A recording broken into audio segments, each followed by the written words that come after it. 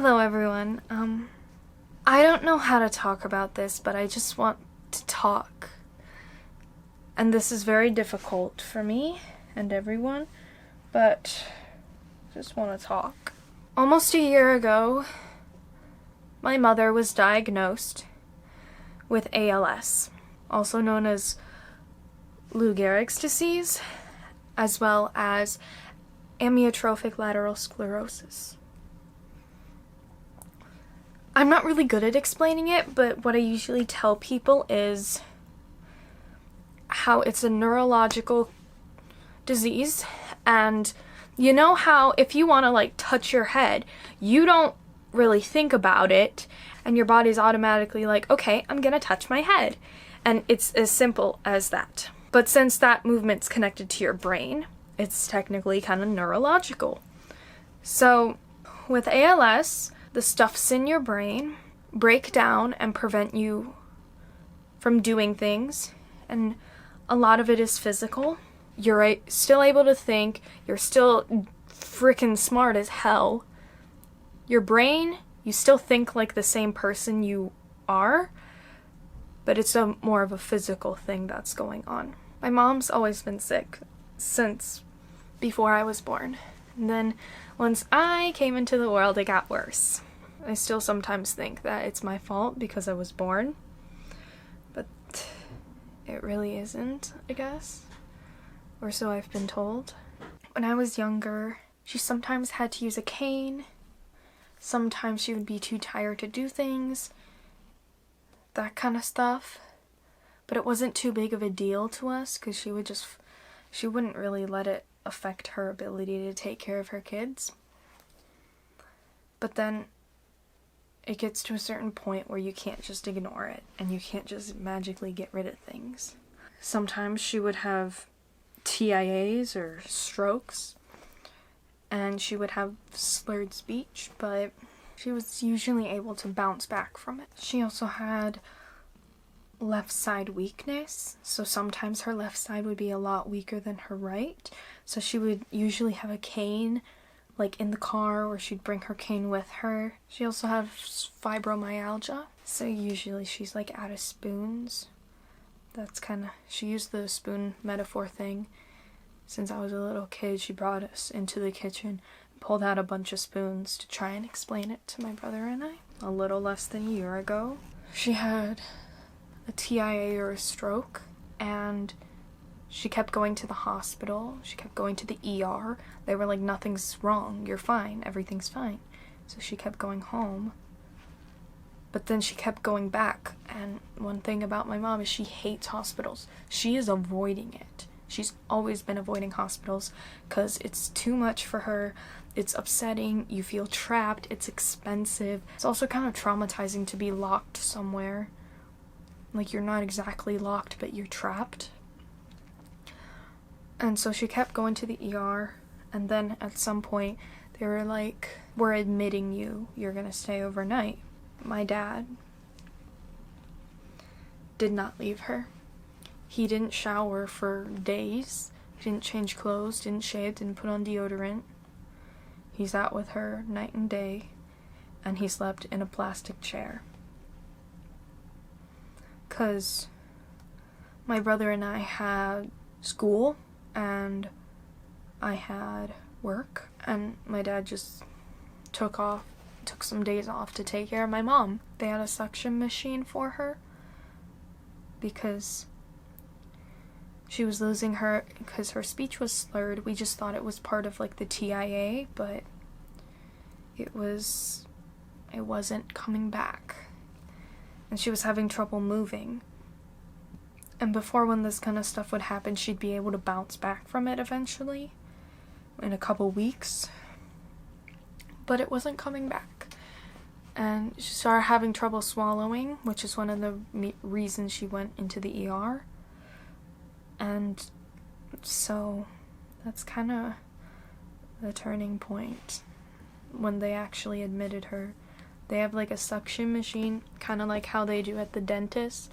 So we would have to put it in her mouth and suck all the saliva out so she wouldn't choke on it. They put a tube in her stomach so they could give her nutrients and water because she couldn't eat. She was trouble swallowing. She was there for a while. There wasn't really anything we could do.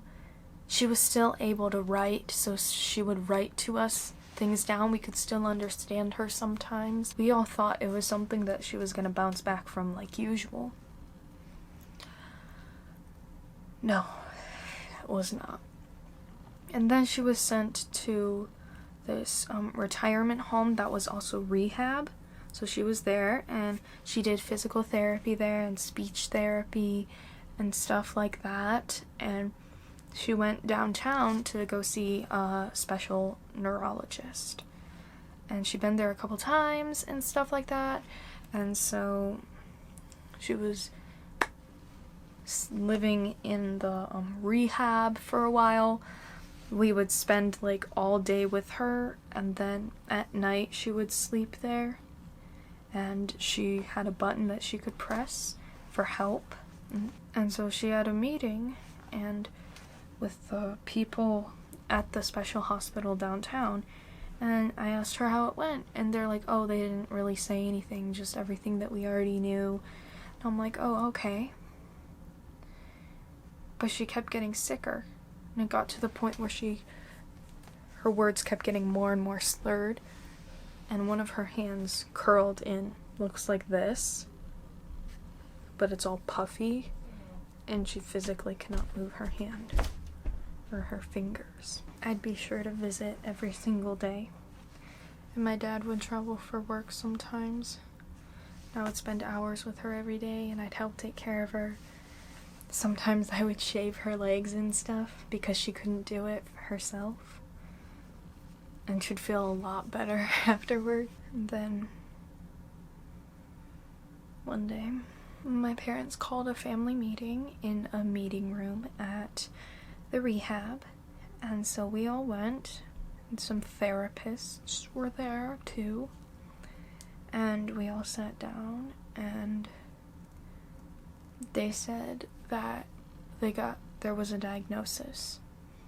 They said she had ALS. And I was like, well, that's good, right? Now we know what we're dealing with, so now we can know how to help you and make you better. And she started crying.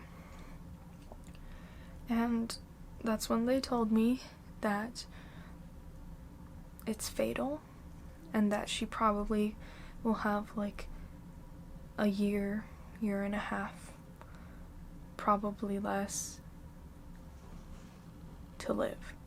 Because once the stuff in your brain starts breaking down, you lose your ability to move, and eventually you will lose your ability to breathe, and that's usually what happens. That kills most ALS patients. Because it's a lot of the involuntary stuff that it destroys. She stayed in rehab for a while. She had another doctor's appointment while she was still in rehab. And so I was like, Mom, how about you sneak home for like 10 minutes so you can love your cat and pet her, and then you can go back to rehab because you're required to be there. So she snuck home to visit the cat because Callie's her kitty. And so then Mom kind of started just living in a wheelchair. She was able to walk a couple steps, but her ability to walk kept getting weaker and weaker. So we'd park the chair next to her bed, she'd be able to stand up, and then we'd help her get in bed, or she'd walk to the toilet and we'd help her in the bathroom, we'd help her shower, that kind of stuff. We hired a caregiver who was fabulous.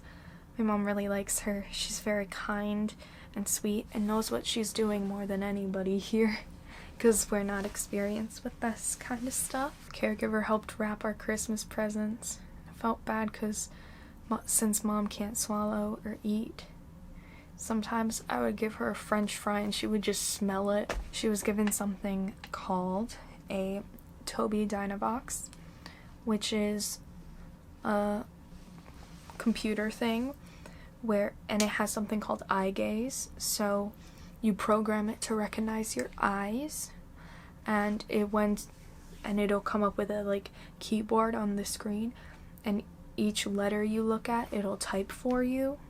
So she has a way of communicating to us, and she could like play games and stuff on there, and she saved phrases like thank you or I love you, that kind of stuff. A lot of different organizations lend her stuff and are loaning things to her for as long as she needs them. It got to the point where she couldn't walk and she couldn't take steps, and we couldn't balance her on the floor. Her legs just couldn't do it, and she can't move her arms, and she could move her arms like a tiny bit like that to like readjust them, but she both her hands were curved in like this, and they just lay there most of the time like this, and you can't pull them apart. Well, if you try and like pull them out, it's extreme pain, so we couldn't do that.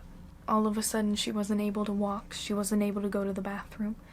It was really scary, and so one of the organizations immediately sent us a lift, a Hoyer lift, which she sits in like a sort of mesh swing, and you connect to the swing to these little spots, and the machine lifts her up and you move her somewhere.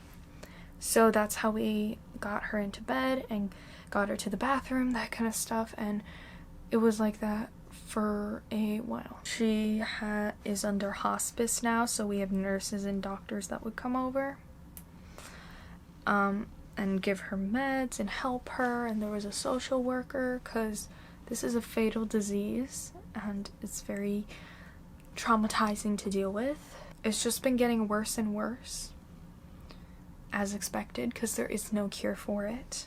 Most recently, my brother had to go back to college. He had to move back into his dorm, so Mom was in extreme pain.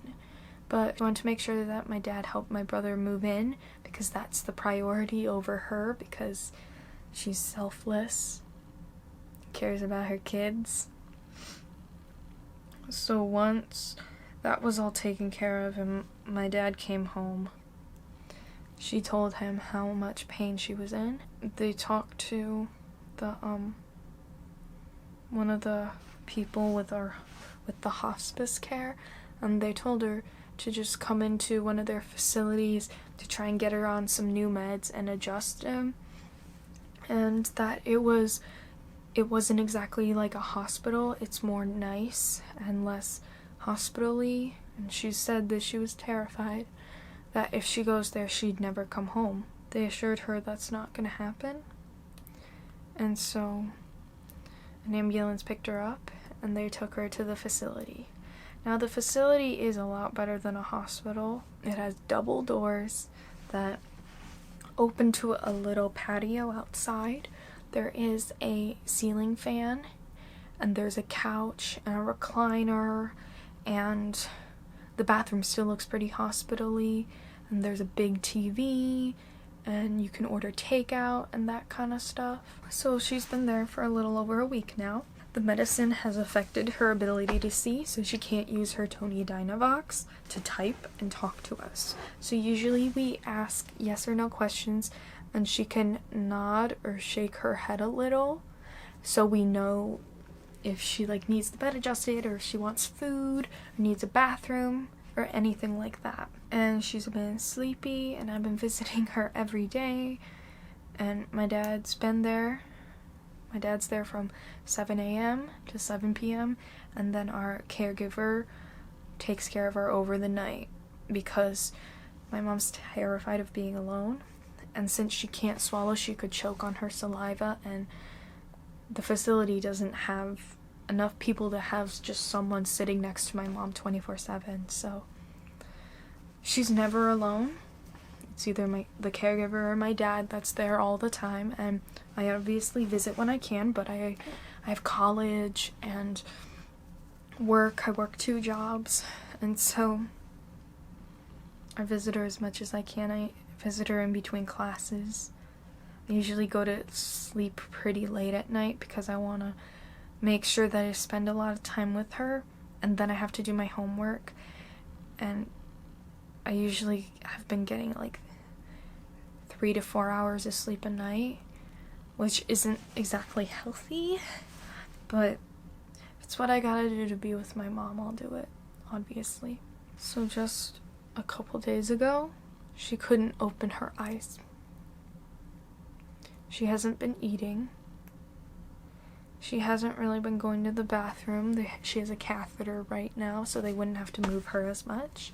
But she can't open her eyes, which is normal for people with ALS. That's usually one of the last things that happens before they pass away. And so majority of the day she just can't open her eyes. And then today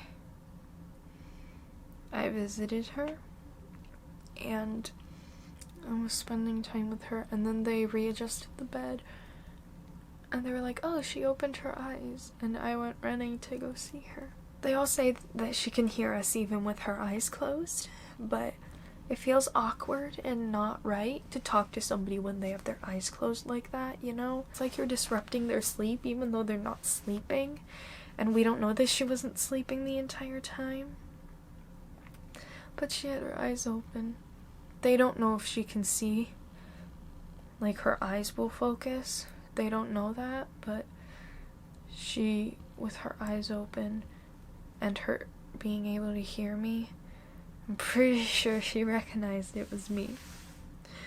So she opened her eyes today, and it's been the first time in days, and she can't nod or shake her head anymore. So it was really nice to see her eyes again. Her eyes are kind of like mine.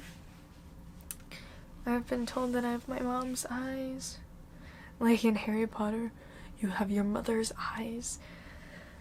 I do have my mother's eyes, just in a different color.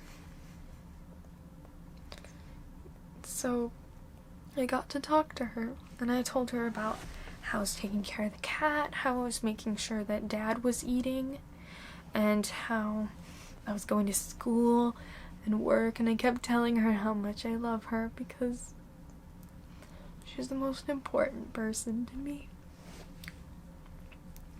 And so I spent like an hour talking to her, and her eyes were open, and I obviously can't tell if she sees me or is listening, but I felt like she was. I told her how, like, people always refer to soulmates as like a romantic thing, but how she's my soulmate in a non-romantic sense, and how she's my best friend and my person, and how she's more important than everyone in the world, in the universe, in all the universes. I brought up some memories about how we used to play on playgrounds together, and then we'd get hungry and she'd like force us to use hand wipes on our hands to make sure that we weren't putting germs from the playgrounds in our mouth when we wanted to eat pretzels. I talked about all the field trips because she was always the first person to volunteer for any school field trips for me and my brother. And how we would go to the zoo, and how I ran away in the monkey house, or how we would take pictures on the bus, or listen to music. And one of my favorite memories, whenever I was sad, it was usually at night. I always have memories of me sitting in her lap when I was a kid, back when we lived in the apartment near the blinds, and the blinds are closed, but you can kind of see the moonlight through the edges of the blinds. How she would pet my hair and sing "Close to You" by the Carpenters, and I sang it for her while I pet her hair. I mean, granted, it probably didn't sound too good because I was crying, but it was a good moment for us. And I told her how I wouldn't be into musicals if it wasn't for her showing me Xanadu and My Fair Lady and The Sound of Music. And I was like, this is all your fault. You made me to who I am today. And they talked about how I do random acts of kindness because of her, and how I recycle because of her instead of just throwing things into the trash. And how I try and be a good role model for other people. And I told her how in every single second of my life, she's always been there. In my heart, in my mind, in my soul, physically, she's always there for me, and she's always the reason I want to be a better person. She's the reason that I try. She's my reason. So I talked to her for a while, and I had a really good moment with her. And I could feel her presence with me. Even if her vision was blurry or she couldn't see me at all. She knew I was there.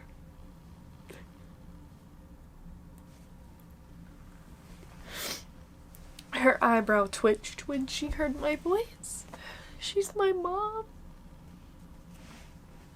I love her so much. I'm really not happy about this ALS because it's gonna take my mom away soon. My beautiful mom. You know, she's so beautiful. She's even pretty when she's sick. I want to continue what she started. With the whole kindness inspires kindness. That's where I got that from. With helping people, with teaching. There's no definite answer to what happens after you die. But she has to go into some nice place. She just has to. There's no way that she can be sent to some evil, dark place. She has to go to some nice place that's warm, with a bunch of cats. You know? Because that would make her happy and safe. I love her so much. I know people have messaged me and stuff, trying to be supportive. I have trouble reaching out for help. I have trouble accepting help. So if you have sent me messages or sent me gifts for my family, for my mom, we appreciate it so much, even though I might not say it. It's just hard for me to accept gifts, accept kindness. It's not you, it's partly what I'm going through, partly what I've been through. But I appreciate everybody who cares so much. I just wish she was okay. I wish I could hear her voice again. And hear her sing. Or have her complain at me because I left the light on all night.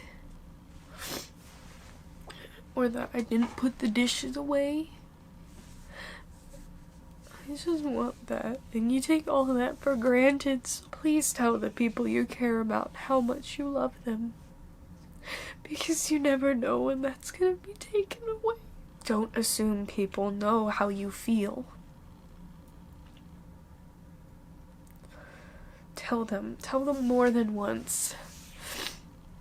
Tell the people you care about how much you care about them. Tell them stories and sing to them. Take care of them all. Because you never know. I knew she was gonna be sick forever.